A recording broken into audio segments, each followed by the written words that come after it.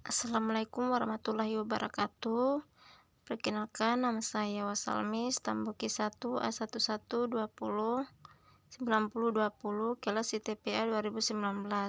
Baik, di sini saya akan menjelaskan tentang potensi bakteri pengguna metanol dari Rhizosfer tanaman karet atau Hevea brasiliensis Muel untuk memproduksi protein sel tunggal. Tanaman karet merupakan salah satu tanaman perkebunan yang menjadi sumber devisa yang penting. Pada saat ini, tanaman karet telah semakin luas ditanam yang menandakan kemampuan adaptasinya yang baik dengan kondisi lingkungan.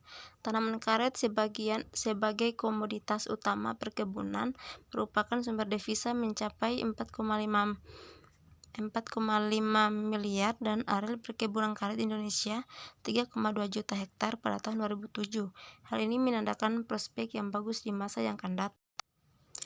Rhizosfer tanaman karet menyimpan potensi yang besar melalui keberadaan mikroorganisme yang berpeluang untuk dimanfaatkan dalam berbagai kepentingan eksplorasi mikroorganisme dari Rhizosfer tanaman karet akan menjadi peluang untuk meningkatkan peran dari perkebunan karet. Seperti dinyatakan oleh Tistama dan Nugroho 2007 bahwa Rhizosfer tanaman karet menyimpan banyak mikroorganisme potensial.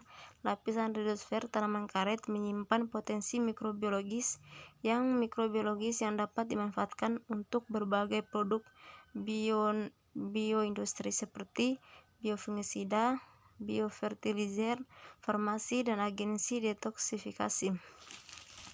Ada beberapa mekanisme mikroorganisme Rhizosfer mendukung pertumbuhan tanaman karet, antara lain menyediakan hormon, menyediakan berbagai unsur penting untuk menjaga perakaran dari serangan penyakit, dan mendegradasi senyawa racun di sekitar perakaran.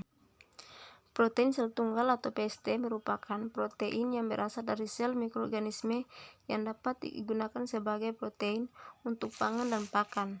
Protein sel tunggal merupakan salah satu alternatif untuk pemenuhan kebutuhan protein di masa depan, karena selain mengandung protein tertentu, juga mengandung karbohidrat, lemak, vitamin, mineral, dan nutrisi. Yang pemanfaatan bakteri Rhizosfer tanaman karet yang berpotensi penghasil protein sel tunggal merupakan hal baru untuk dilakukan, sehingga dapat meningkatkan peranan perkebunan karet. Peluang pemanfaatan mikroorganisme untuk produksi protein sel tunggal sebagai sumber pangan masyarakat dan sumber pakan ternak masih terbuka luas peluang. Produksi protein sel tunggal. Medium pertumbuhan bakteri yang digunakan media yang mengandung metanol sebagai sumber karbon, yang dengan komposisi bahan untuk setiap 1 liter media meliputi 3 gram NHSO4, 10 gram urea, 7 kg HPO, 0,542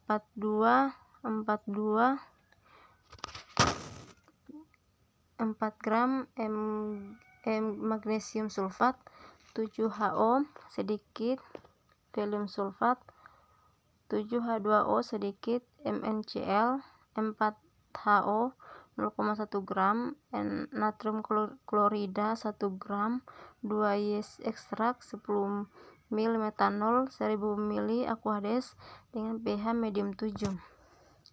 Media sebanyak 50 ml dalam botol, kemudian disterilisasi. Setelah dingin ditambahkan metanol, kemudian 1 oz. Biarkan mikroorganisme diinokulasikan ke media tersebut, kemudian diinkubasi di atas mesin pengocok selama kurang lebih 20 hari sampai terbentuk endapan. Kontrol atau tanpa mikroorganisme juga dikerjakan dengan prosedur yang sama. Kebutuhan protein untuk pangan dan pakan pada saat ini berpeluang dapat memenuhi melalui protein sel tunggal dari mikroorganisme. Hal ini juga membuka peluang untuk menggali potensi Rhizosfer tanaman karet untuk dieksplorasi agar memperoleh mikroorganisme yang berpotensi sebagai penghasil protein sel tunggal yang bukan patogen. Oleh karena itu, masih perlu penelitian lebih lanjut untuk meningkatkan hasil protein sel tunggal dengan menggunakan media yang lebih sesuai, sehingga dapat berpeluang untuk dijadikan sumber pangan dan pakan. Mikroorganisme dalam kehidupannya membutuhkan nutrisi seperti adanya sumber karbon yang salah satunya adalah metanol CHOH, Menurut Fardiez tahun 1988, metanol merupakan substrat terpenting untuk memproduksi protein sel tunggal. Metanol dapat diperoleh dari gas sintesis, gas alam, metana, minyak, dan arang. Kemudian metanol dapat digunakan sebagai sumber karbon. Itulah materi yang saya bawakan, kurang dan lebihnya mohon dimaafkan. Assalamualaikum warahmatullahi wabarakatuh.